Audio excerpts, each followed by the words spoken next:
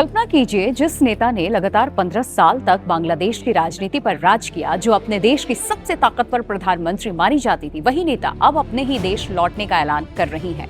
जबकि उन्हें पता है कि एयरपोर्ट पर उतरते ही गिरफ्तारी उनकी हो सकती है, अदालत में पेशी हो सकती है और अगर कोर्ट का फैसला बरकरार रहा तो मौत की सजा तक का सामना करना पड़ सकता है।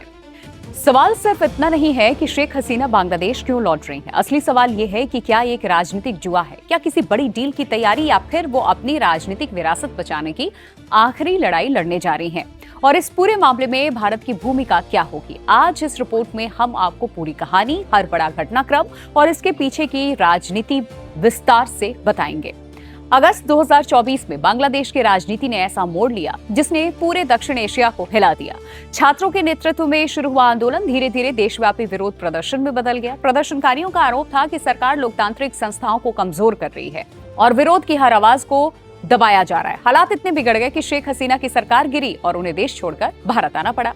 तब से वो भारत में ही रह रही हैं और यहीं से अपने राजनीतिक भविष्य पर नजर बनाए हुए हैं। लेकिन अब लगभग 2 साल बाद शेख हसीना ने ऐलान किया कि वो इस साल दिसंबर तक स्वेच्छा से बांग्लादेश लौटेंगी। सबसे चौंकाने वाली बात यह है कि उन्होंने खुद स्वीकार किया कि लौटते उन्हें गिरफ्तार किया जा सकता है। उन्होंने साफ शब्दों में ये कहा कि उन्हें मारा भी जा सकता है, लेकिन इसके बावजूद वो अपने देश वापस जाएंगी। ये बयान केवल एक राजनीतिक घोषणा नहीं, बल्कि ये दिखाता है कि वो हर खतरा उठाने को तैयार हैं। शेख हसीना के इस ऐलान के बाद बांग्लादेश की प्रतिक्रिया भी उतनी ही सख्त रही। प्रधानमंत्री के सलाहकार, जिनकी तरफ से कहा गया कि सरकार उनकी वापसी का स्वागत करती है बांग्लादेश, लेकिन उनका स्वागत इसलिए नहीं किया जा रहा कि उन्हें कोई रास्ता नहीं मिला और वो वापस आ रही है, बल्कि इसलिए कि उन्हें अदालत का सामना करना होगा। उन्होंने कहा कि शेख हसीना दुनिया के सबसे अच्छे वकील लेकर आए और अपने खिलाफ लगे मानवता के खिलाफ अपराधों के आरोपों का जवाब दें अदालत में। सरकार की ओर से अब ये भी कहा गया कि अगर अदालत का फैसला बरकरार रहता है तो उन्हें सजा भुगतनी होगी जो अदालत ने सुनाई है। सलाहकार ने यहां तक कह दिया है कि देश की जनता ये चाहती है कि उन्हें उनके अपराधों की सजा मिले और अगर मौत की सजा कायम रहती है तो उसे लागू किया जाएगा। ये बयान साफ संकेत देता है कि मौजूदा सरकार इस मामले में किसी नरमी के मूड में बिल्कुल नहीं है बांग्लादेश की। बांग्लादेश सरकार ने यह भी भरोसा दिलाया कि इंटरनेशनल क्राइम्स ट्रिब्यूनल यानी कि आईसीटी की पूरी कार्यवाही पारदर्शी होगी। विदेश के जो पर्यवेक्षक हैं मुकदमे की निगरानी कर सकेंगे और अदालत की कार्यवाही का वीडियो कवरेज भी उपलब्ध कराया जाए ताकि पूरी दुनिया देख सके कि न्यायिक प्रक्रिया किस तरीके से आगे बढ़ रही। सरकार का दावा है कि इस बार किसी भी तरीके की गोपनीयता या पक्षपात की गुंजाइश नहीं छोड़ी जाएगी। ये आरोप लगे सरकार पे।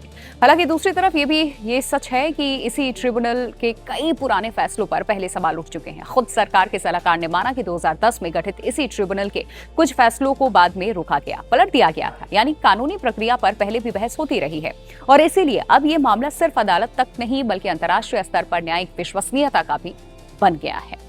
अब सवाल आता है भारत का, क्योंकि शेख हसीना फिलहाल भारत में ही रह रही हैं और बांग्लादेश कई बार उनके प्रत्यर्पण की मांग कर चुका है। ऐसे में नई दिल्ली क्या करेगी? भारत के विदेश मंत्रालय ने इस पूरे मामले पर बेहद संतुलित प्रतिक्रिया दी। विदेश मंत्रालय के प्रवक्ता ने यह कहा कि भारत के रुख में कोई बदलाव नहीं आया। उन्होंने स्पष्ट किया कि प्रत्यर्पण पूरी तरह कानूनी प्रक्रिया का विषय है और उससे कानून के अनुसार ही निपटा जाए। यानी भारत ने न तो हसीना की वापसी का समर्थन किया और न ही विरोध, बल्कि पूरा मामला कानूनी प्रक्रिया पर भारत की तरफ से छोड़ा गया। और ये बयान इसलिए भी महत्वपूर्ण है क्योंकि शेख हसीना को भारत में शरण देने के फैसले के बाद दोनों देशों के रिश्तों में तनाव पैदा हो गया था। हालांकि बाद में दोनों देशों ने संबंधों को सामान्य बनाने की कोशिश की। अब अगर शेख हसीना वास्तव में लौटती हैं तो फिर भारत की कूटनीतिक भूमिका भी बेहद अहम हो जाएगी। यहाँ अब एक और सवाल कि आखिर शेख हसीना इतनी बड़ी जोखिम क्यों उठाने को तैयार है? राजनीतिक विश्लेषकों का यह कहना है कि उनके पूरे राजनीतिक जीवन का सबसे बड़ा दाव हो सकता है ये। वो जानती हैं कि अदालत में उन्हें मौत की सजा सुनाई जा सकती है। वो ये भी जानती हैं कि गिरफ्तारी लगभग उनकी तय है, फिर भी वो लौटना चाहती हैं क्योंकि उनका मानना यह है कि देश में आज भी उनका राजनीतिक आधार पूरी तरह खत्म नहीं हुआ है। अब हसीना का कहना है कि वो अपने ऊपर लगे आरोपों और अपनी पार्टी अवामी लीग पर लगे प्रतिबंधों के खिलाफ कानूनी और राजनीतिक लड़ाई लड़ना चाहती हैं। उनके समर्थकों का ये मानना है कि मुकदमे की निष्पक्षता पर सब सवाल है और उन्हें न्याय मिलने का अधिकार भी है। वहीं उनके विरोधियों का ये कहना है कि उन्हें कानून के सामने जवाब देना ही होगा जो सवाल उनसे किए जाएंगे और यही वजह है कि अब पूरे बांग्लादेश की नजर इस पर ये जो फैसला होने वाला है उस पर टिकी हुई है। अगर शेख हसीना लौटती हैं और अदालत में मजबूती से अपना पक्ष रख देती हैं तो ये उनके राजनीतिक उत्थान की एक बार फिर से शुरुआत हो सकती है। लेकिन अगर अदालत मौत की सजा बरकरार रखती है तो फिर ये उनके राजनीतिक करियर का सबसे दुखद अंत भी साबित हो सकता है और उनके जीवन के लिए भी। और इन सब के बीच में एक और चर्चा तेजी से इस वक्त चल रही है। क्या मौजूदा सरकार और शेख हसीना के बीच में किसी तरीके की समझ या बैक चैनल बातचीत हुई है, डील हुई है? अभी तक इसका कोई आधिकारिक हालांकि प्रमाण सामने नहीं आया, लेकिन राजनीतिक गलियारों में अटकलें जरूर लगाई जा रही हैं कि इतनी बड़ी घोषणा बिना किसी राजनीतिक गणना के नहीं की जा सकती है। कुछ विश्लेषकों का यह भी मानना है कि शायद हसीना को भरोसा है कि देश के भीतर अब भी उनके समर्थक बड़ी संख्या में मौजूद है और उनकी वापसी के बाद राजनीतिक माहौल बदल सकता है। वहीं दूसरे विशेषज्ञ इसे केवल एक साहसिक लेकिन बेहद जोखिम भरा फैसला मान रहे हैं जो शेख हसीना ने लिया। यह भी याद रखना जरूरी है कि शेख हसीना की वापसी सिर्फ उनकी व्यक्तिगत लड़ाई नहीं होगी, ये अवामी लीग के भविष्य की भी परीक्षा होगी।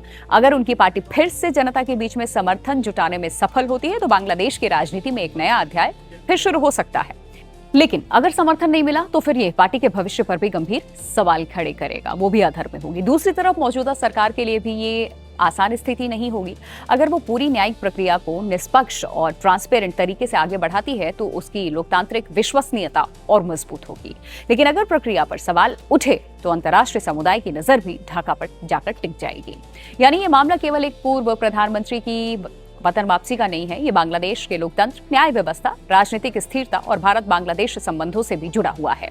आने वाले कुछ महीने ये तय कर देंगे कि क्या शेख हसीना अपने राजनीतिक जीवन की सबसे कठिन लड़ाई जीत पाएंगी या फिर ये फैसला उनके करियर का अंतिम अध्याय साबित होगा या फिर उनके जीवन का भी। तो देखिए, कुल मिलाकर के फिलहाल पूरी दुनिया की जो नजर है वो आने वाले दिसंबर के महीने पर टिकी है। क्या शेख हसीना वास्तव में बांग्लादेश लौटेंगी? क्या उन्हें एयरपोर्ट से सीधे गिरफ्तार कर लिया जाएगा या अदालत मौत की सजा पर पुनर्विचार करेगी या फैसला बरकरार होगा?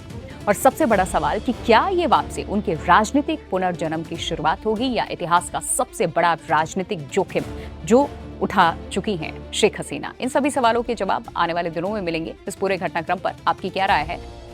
क्या शेख हसीना का फैसला साहस से भरा हुआ है, राजनीतिक रणनीति है या फिर एक बहुत बड़ा जोखिम? आप कमेंट करके अपनी राय हमें बताइए कि आप क्या सोच रखते हैं।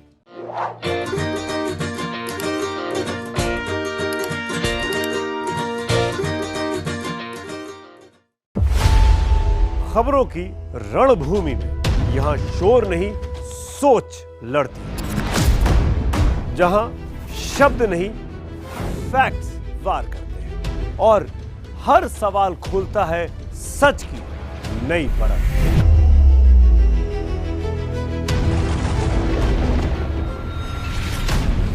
चक्रव्यूह आपके अपने सुमित अवस्थी के साथ सोमवार से शुक्रवार शाम 6:57 पर टाइम्स नाउ नव भारत पर।